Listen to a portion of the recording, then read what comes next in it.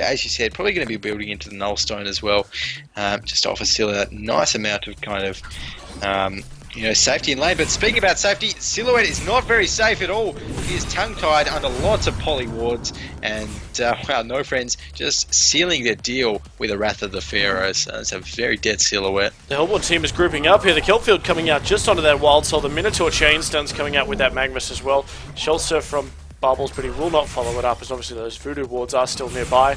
But it looks like the Hellborn team is going to get some free money from that as much as they can. King Dryhump getting most of it, actually, on that Bubbles. Just to correct you before, Gadget, we didn't actually have Slicks in the Bronze League for the Cybergamer Invitationals. It was Skills. Skills, yeah. Of course. I don't think Slicks would be playing in the bronze matches of the Cybergamer Invitational, sorry. But yes. I mean, he's more than welcome. He could come in on a Smurf account, who knows, and do what he can. He is Australian, so. I don't think I've seen any players quite big enough for Slicks to be in it, but as we say that, Magnus actually just disjoints that with a invis, but wow, Pharaoh has popped that mummy wall up. I think that's a very dead Magnus. Yes, no friends picking up that kill. Yeah, unfortunately Magnus getting a little bit too close there to that Pharaoh. Obviously the wall coming out, of course. Polywog Priest is up here as well. He does not have the wards ready. A couple more seconds, 30 more seconds-ish on those wards before he can do anything. While that's happening, Wild Soul sitting in that bottom lane, moving quite slowly, obviously, with that ultimate up and no boots or anything like that. Looks like he'll just go into that bottom lane, keep farming, as he's got Boo Boo there with him. Boo Boo's got the boots, so there you go. The Elysian team actually dissipating from the top lane as they're running into deciding not to push the tower, not to push their luck by any means. And Wild Soul actually ports back to the tower. Not 100% sure what happened there. It might have seen them coming, obviously did not have the tower to fall back to, and ports back to the base tower just to be safe. While that's happening though, Parasite with the double damage, Pharaoh and the Polywog wards go down. They definitely want this tower. Will the Hellborn team end up contesting it? Well, not at all. Chaos for Life picking up the credit for that tower kill there. And on that note, we'll bring up the gold per minutes. Do you want to go over the gold per minutes, Gadget? Yeah, absolutely. Just looking at them, we've got a lot of high GPMs over on the Forgotten Gaming side, with Scylla leading the way on 311. Followed reasonably closely, in fact, by 3 members of Forgotten Gaming, by Ophelia, Magnus, and Bubbles. So, they're all pretty farmed over on the Forgotten Gaming side, and that is showing on the global gold scoreboard. Forgotten Gaming, they are ahead. And in terms of Zenith Gaming side, they've only really got that farmed poly as Shellsurf just gets King Dryhump out of a potential bad situation down in the bottom lane. So, just looking at the ward coverage here as well, we've got some very nice wards. Forgotten Gaming, they've got a couple of wards there, just a little bit offensive, and Zenith Gaming, they've got one ward down in the river, one ward just at the entrance, kind of to the tower. Tower River entrance down in the bottom as well. So, good to see these teams. They do have very good map vision at the moment. That's exactly what we'd expect in, such a high caliber game of competitive heroes in Newerth. Yeah, Bubbles is sitting in that bottom tower. Obviously, Bubbles is a very good hero to counter tower pushes with that Shell Surf doing a lot of damage, and he will force the Legion team to back off a little bit. So they might still group up and try and make something happen. Forgotten Gaming, though, Red Bull Can leading the way in that mid lane on that Magnus with the Ghost Marchers, doing a lot of damage to that defensive tower. And Ophelia, T-Bizzle doing what he can.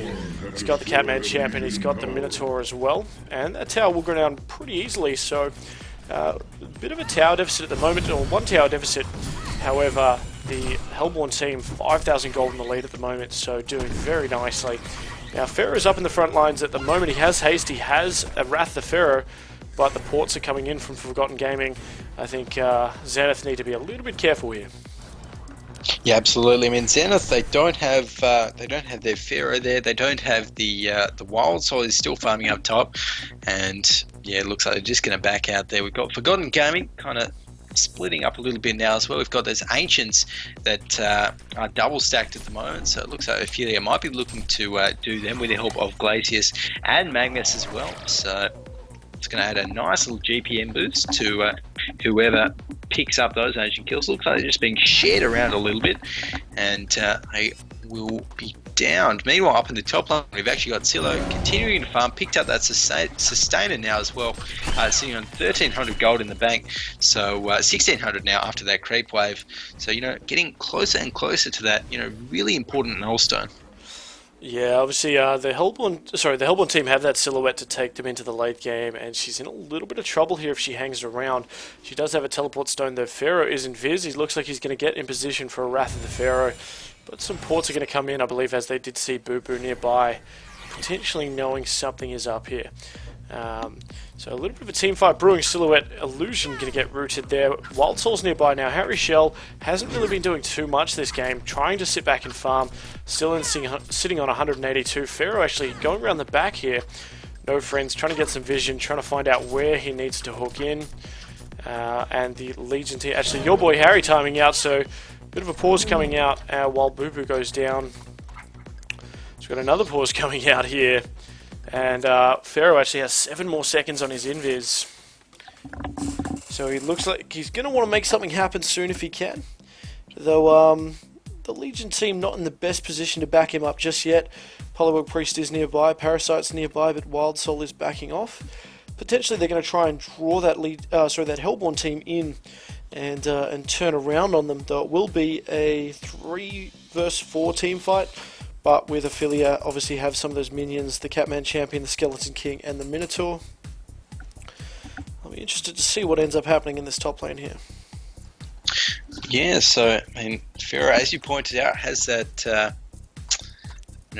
7 seconds left on the invis, so, you know, Wally in the chat there, just correcting me. It is indeed skills, not sleeves. And your boy Harry gets back into the game now, so it looks like hopefully we're going to have the unpause soon. And so your boy Harry is back at base, but you know has enough report, of course, and that power throw with the Emerald Red tacked on is a global ability. So getting this game underway now, unpaused even. So we've got lots of those Ophelia creeps just guarding, but we see the face hug going onto Silhouette there, and wow, Pharaoh's Ward Trap, this is not looking good. A nice electric jolt there from Polywog Priest goes out as we see those Voodoo Wards hammering onto the members of Forgotten Gaming's backline, and it looks like Polywog's going to be forced to back out of that one. Will Boo drop? I think yes he does, so that team fight going 1-0 in Forgotten Gaming's favour.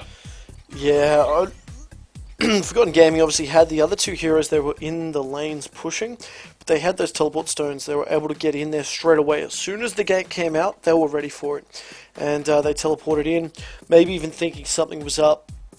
Obviously, whereas Aluna sitting back in that base, unfortunately, your boy Harry, whether it was because of the DC, wasn't with his team, he wasn't able to back him up. I mean, the red power throw doing what it could across the map, but by no means enough. And see him there trying to clear up some of that creep wave. The Astrolabe obviously doing a lot there as well.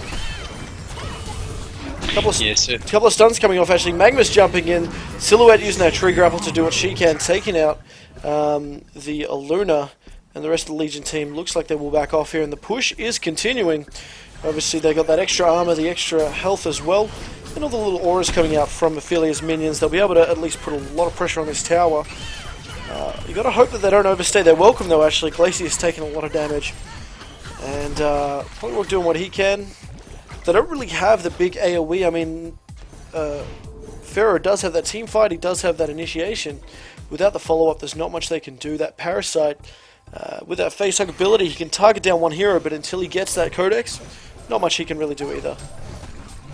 Yeah, absolutely, and you know, I think the problem for Zenith Gaming at the moment is they've got they've got this Wild Soul, they've got Harry Shell, and at the moment he is just looking very, very lacking in terms of the farm on 175 gold per minute at the moment. So you know that is just not really where you want to be, as you know it's such a hard carry as Wild Soul. Wild Soul is one of the heroes of one of the hardest scaling heroes in the game. He's got effectively 12 item slots, 6 on his bear, 6 on him. So I think Harry Shell is really going to need to pick up his farm a little bit in order to stay relevant as the game progresses.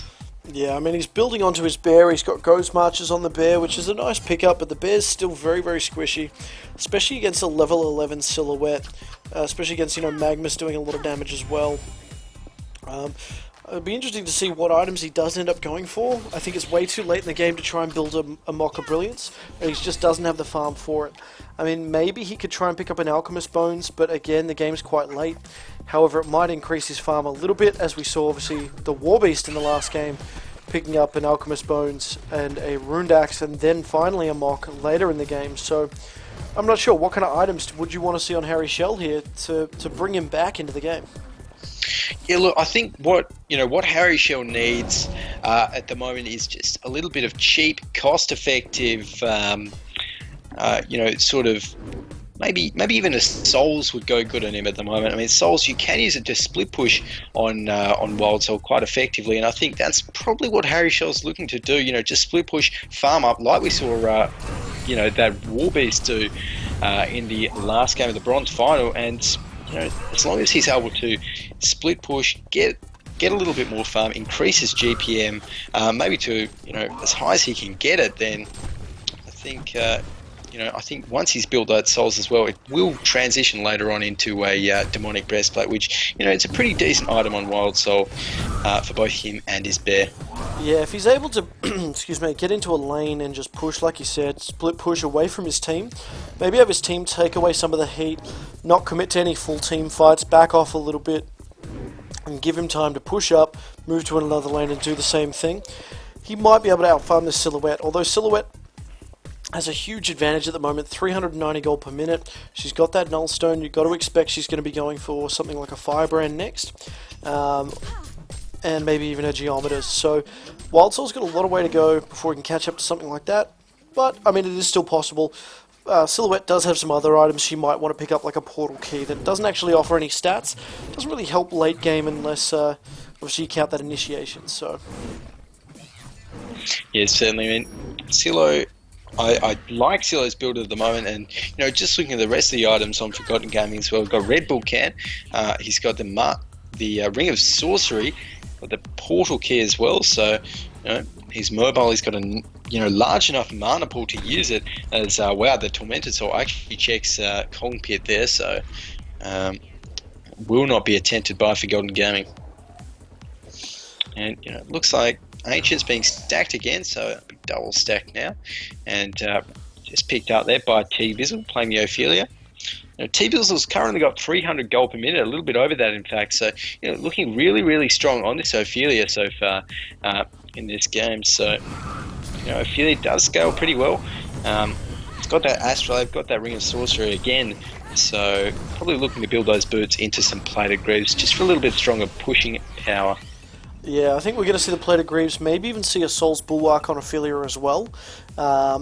Or could be going straight for that Shaman's Headdress. Obviously, Shaman's Headdress is a huge item when it comes to pushing. It's going to help you creep stay alive against that Polywog Priest, against that Aluna Power Throw. It's also going to help you if you can pop it at the right time, if a Parasite, for example, jumps on a teammate. That's a whole bunch of magic damage that's negated straight away, making that Codex kind of ineffective. And, just protecting your teammate and helping together for that big push that Ophelia is renowned for, obviously. We'll end up seeing what happens. Magnus and Bubbles in that bottom lane, double PKing around, just making a little bit of push themselves. Yeah, and once you're absolutely right. Once Ophelia picks up that barrier idol, I think was you're referring to, and gets that active proc, then a lot of the damage from Zenith Gaming's lineup is going to disappear. I mean, they're not going to have that as much burst from Lock Shadow. They're not really going to be able to easily 100-0 any members of Forgotten Gaming. And when that happens, they don't have too much just flat DPS to fall back on. Yeah, definitely, especially that Parasite. That's pretty much what his plan should be this game. We haven't really seen him being that aggressive. Obviously, the Hellborn team playing very safe. They've got some wards up. They've got a lot of vision. Those squishy heroes like Glacius, he has an eye, so no Wild Hunters are going to come out and jump him. And he's just running around, double stacking these Ancients, getting them all together. helping the rest of his team farm, and it's showing through there. Obviously, Silhouette 426 gold per minute at the moment, Magmus 342, and that's compared. They're all above that Legion team at the moment. Parasite and Polywog being the top farmers, but struggling somewhat. I think this is definitely in the favour of Forgotten Gaming. The stats aren't lying just yet, and I would expect them to maybe